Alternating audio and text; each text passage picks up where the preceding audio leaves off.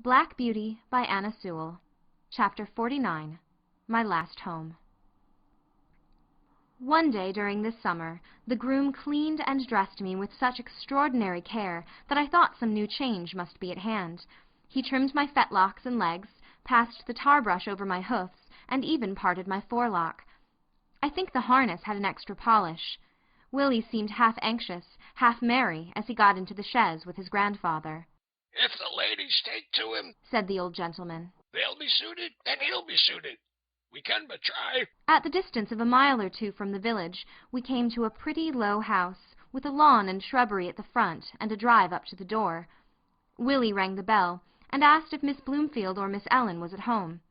Yes, they were. So while Willie stayed with me, Mr. Thoroughgood went into the house.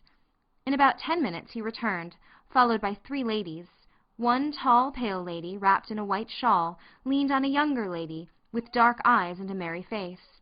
The other, a very stately-looking person, was Miss Bloomfield. They all came and looked at me, and asked questions. The younger lady, that was Miss Ellen, took to me very much. She said she was sure she should like me, I had such a good face.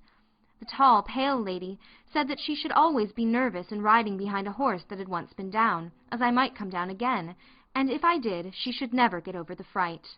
"You see, ladies," said Mr. Thoroughgood, "many first-rate horses have had their knees broken through the carelessness of their drivers, without any fault of their own, and from what I see of this horse, I should say that is his case. But of course I do not wish to influence you. If you incline, you can have him on trial, and then your coachman will see what he thinks of him." "You have always been such a good adviser to us about our horses," said the stately lady, "that your recommendation would go a long way with me, and if my sister Lavinia sees no objection, we will accept your offer of a trial with thanks." It was then arranged that I should be sent for the next day. In the morning, a smart-looking young man came for me. At first he looked pleased, but when he saw my knees, he said, in a disappointed voice, "I didn't think, sir, you would have recommended my ladies a blemished horse like that." "Handsome is that handsome does," said my master. "You are only taking him on trial, and I am sure you will do fairly by him, young man. If he is not as safe as any horse you ever drove, send him back." I was led to my new home, placed in a comfortable stable, fed, and left to myself. The next day, when the groom was cleaning my face, he said, "That is just like the star that Black Beauty had. He is much the same height, too. I wonder where he is now." A little further on, he came to the place in my neck where I was bled, and where a little knot was left in the skin. He almost started, and began to look me over carefully, talking to himself. "White star in the forehead, one white foot on the off side, this little knot just in that place.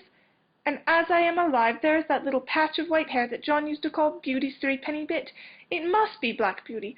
Why, Beauty, Beauty, do you know me? Little Joe Green that almost killed you?" And he began patting and patting me as if he was quite overjoyed. I could not say that I remembered him, for now he was a fine grown young fellow, with black whiskers and a man's voice, but I was sure he knew me, and that he was Joe Green, and I was very glad.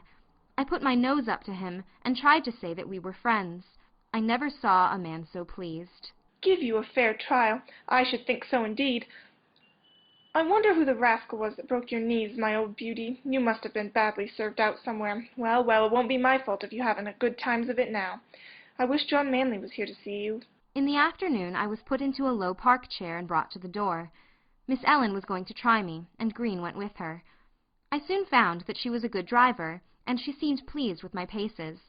I heard Joe telling her about me, and that he was sure I was Squire Gordon's old Black Beauty.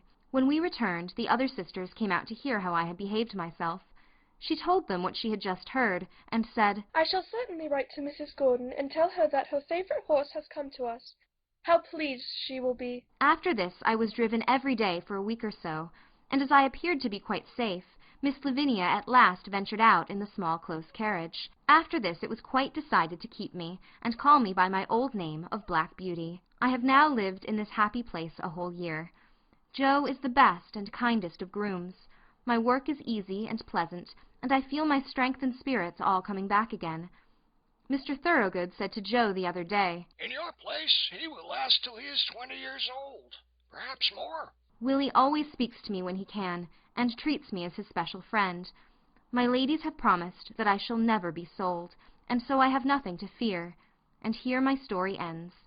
My troubles are all over, and I am at home. And often, before I am quite awake, I fancy I am still in the orchard at Birtwick, standing with my old friends under the apple trees. End of chapter 49. End of Black Beauty.